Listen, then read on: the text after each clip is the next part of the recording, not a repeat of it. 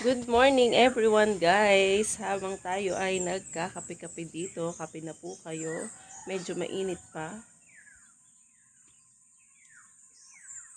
Ay tayo ay pamasid-masid dito sa ating garden. And dahil ngayon ay Sunday, slow morning tayo. And napansin ko ang ating mulberry is may ilan ng piraso na hinog. And natutuwa talaga ako dito sa ating mulberry kasi tuwing umaga, ito yung aking, kahit minsan tubig pa lang na mainit yung laman ng tiyan ko, ito yung aking kinakain. Basta makakita ako ng hinog. Yun nga lang, before, paisa-isa lang yung hinog nito. And ngayon nga, patong muna natin dito ang ating kape. And ngayon nga, ay pupuntahan natin kasi medyo nagkailan na yung hinog niya. Papakita ko sa inyo guys. Ito guys, yung puno ng ating mulberry, medyo matangkad lang siya ng mga konti sa akin. Yan. Siguro nasa 8 feet or 7 feet. Matangkad ng konti. Ako po ay wala pang 5'5". May ilan na siyang bunga. Natutuwa ako kasi yan ay dyan lang natin nakatanim. Although siya ay siguro umugat na din siya sa lupa or tumagos na din dyan sa paso niya yung ugat niya. Pautay-utay siyang nabunga. Wala tayo guys diyang inilalagay na kahit anong fertilizer.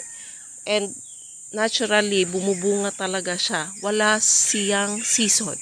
Walang season ang pagbunga nitong ating mulberry. Hindi ko sadya ito pinatataas. Kung mapapansin nyo, yan, kinakat ko agad siya. Kinakat ko kasi ayaw ko siyang medyo lalago or susukal dito sa garden. Kasi ito nga ay dito lang sa gilid ng aming bahay nakatanim.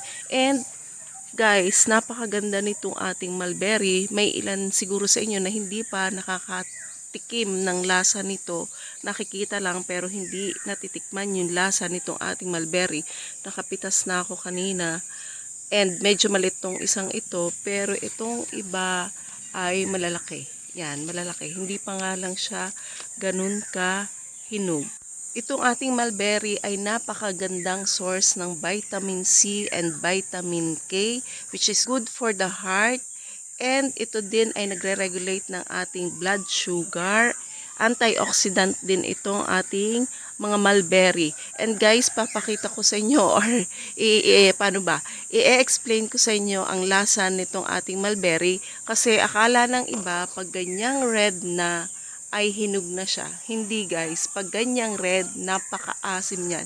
Ang totoong hinog niyan is yung black. Kamag-anak kasi ito ng mga duhat or any berries, mga bignayan, kamag-anak siya. So kapag red siya, sobrang asim niya. Sobrang asim. Pipitas tayo mamaya and uunahin natin to or unahin muna natin yung maasim. Unahin muna natin yung maasim. Pipitas tayo ng medyo mapula pa. Yun. Mapula pa siya. Pero may kaunti na ring ng itim. Kasi nag-start siya sa ganyan eh. Nag-start siya sa, kita nyo ba yan? Mag-green. Yan siya oh. Mag-green siya. Nag-start siya sa mag-green, tapos nagiging pinkish, nagiging red, and then eventually ay nagiging black. And yun nga, kapag black na siya, means hinog na siya.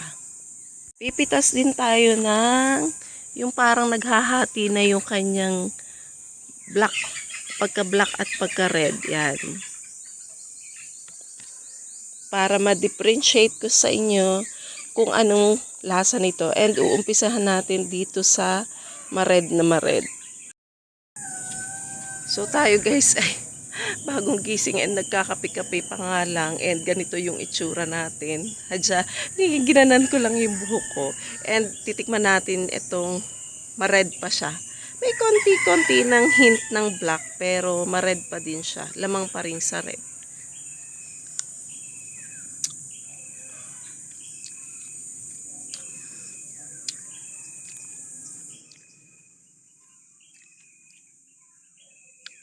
Speechless na naman ako. Guys, ang asim niya.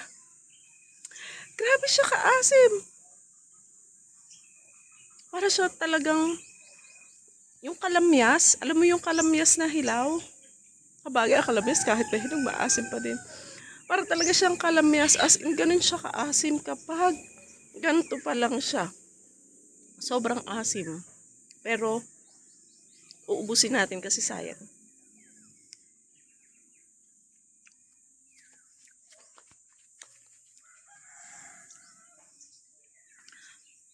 Grabe talaga ang asim niya. And then, isusunod naman natin itong may black na siya pero may red pa din. Grabe. Ang asim. Susunod natin to. Ang lutong niya. Ito yung stage ng mulberry or stage talaga. Ito yung masasabi ko na gusto ko. Nasa in-between siya. May halo ng tamis and may asim pa din. May hint pa din na siya ng maasim. Pero gusto ko to. Gusto ko yung hati na yung red and hati na yung black. Gusto ko yun. Ito medyo maliit lang. Lamang na siya sa black. Konting-konting dulo lang niya ang red. Konting-konting dulo lang niya.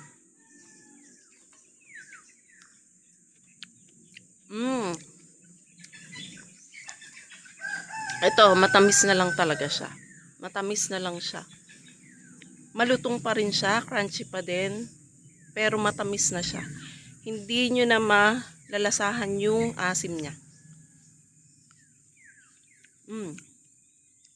Yung iba, yan o, nagkulay. Para talaga siyang kamag-anak. Actually, kamag-anak talaga siya ng mga duhat natin. Yan. Yung iba, yung gusto yung ganung ma-black. Tuhapat din tayo. Yan. Tuha tayo. Yan o. Yung iba gusto ganito talagang ma-black kasi wala na talaga siyang asim. Pero yun nga, ako, wala na lang dito na hating red, hating black. Mas gusto ko yun, yung may hint ng asim, tas nag-aagaw yung tamis. Sure talaga ako na pang regulate siya ng blood sugar at saka good for the heart. Yun. And syempre, vitamin C. Madali lang ito guys na itanim, napakabilis niyang buhayin. Ito ay stem lang, cuttings lang ang tinatanim dito. Nasa sa inyo, pwede yung medyo mura or yung padulong tangkay, pwede naman itong old na tangkay ang inyong itanim.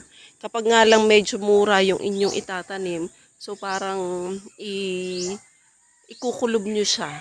Ikukulob, lalagyan ng plastic para siya ay mag-steam ng kanya or magdilig ng kanya. Yun ang tinatawag na ICU method. Pero kapag gantong tangkay, basta nyo lang siya itutusok. Yan, yung ating kamay ay talaga nagkulay violet na. And may ilan na rin akong natanim niyan. May ilan na rin akong napamigay. Ito kasi bigay lang din sa akin. Bigay ito ng school head ng aming katabing school, si Sir Nilo. And may isa pa tayong tanim dito. Medyo maliit lang to. Mga 3 feet or 4 feet lang ang taas nito. Pero look, ang dami niya na ring bunga. Ganon guys, kadami na yung bunga niya. And yan, may isa pala siya dito. Ito talaga, ganito ang gusto ko. Yung nag-aagaw ang itim at saka tayo guys ay nagdidilig kaya nakahara yung ating host. Nag-aagaw yung itim at saka yung red niya. Kasi yun nga, nagtatalo yung kanyang asim at tamis. Kaya gusto ko yung ganyan.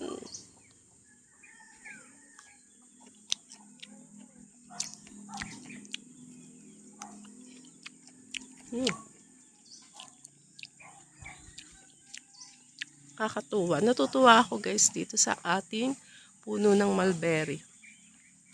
Nasa gilid lang to ng aming bahay. Gusto ko pa guys. Parang gusto ko pa. Kuhap na natin din to. Kuhanin natin.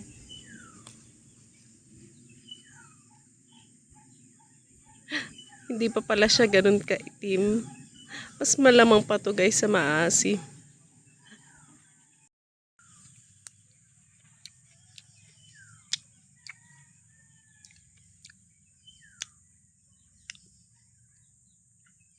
Konti na lang din.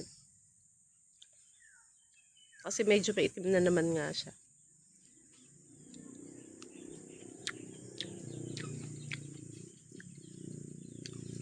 Bye everyone! Babalikan na natin yung ating kape and idediretso na natin yung ating pagkakape. Pinakita ko lang sa inyo itong ating puno ng mulberry. Nautay na natin yung bunga niya. Pero anyways, yan. May kapalit na ulit siya. Mabeberde na ulit.